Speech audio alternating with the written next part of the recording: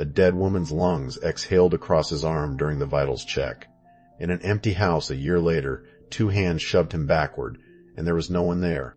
If quiet, true first, responder horror is your thing. Subscribe now, because this series only gets stranger. He's seen a lot of suicides on the job. One still sticks with him.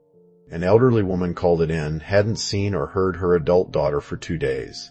The staircase to the upper floor was narrow, a sharp 90-degree turn at the top into the bedroom. The mother was too elderly to climb it herself.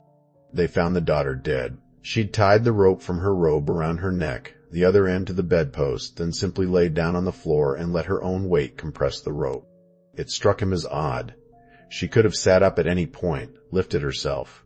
Even unconsciously, most bodies fight for air as a reflex. Hers hadn't. They untied her, checked for vitals. Nothing. As they turned her to check for signs of trauma, air escaped from her lungs in one long, soft sigh, right across his arm. He still describes it as one of the worst physical sensations of his career. The stairway was too narrow to carry her out normally, so they strapped her to a backboard and lowered her out the bedroom window, down a fire truck ladder, in full view of the entire neighborhood. Her mother stood below in hysterics. He never learned any further details about the body, never confirmed whether she'd taken something first or exactly why she chose that method. It's just stayed with him as one of the strangest scenes he's worked. The second call came to a house where someone had died by suicide a year earlier. The family still owned the property, but nobody lived there. He and his partner cleared the house, radioed dispatch that everything was fine. No forced entry, though the back door was unlocked.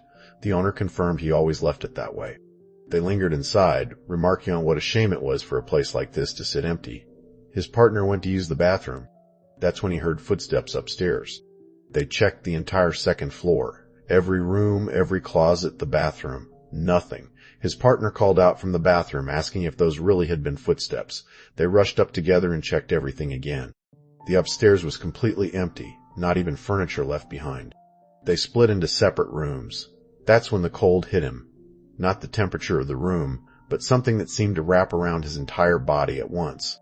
Then 2 hands shoved him backward, flat against his chest, distinct, physical. He's a cop. Normally, someone shoves you, it's an immediate physical response. Game on.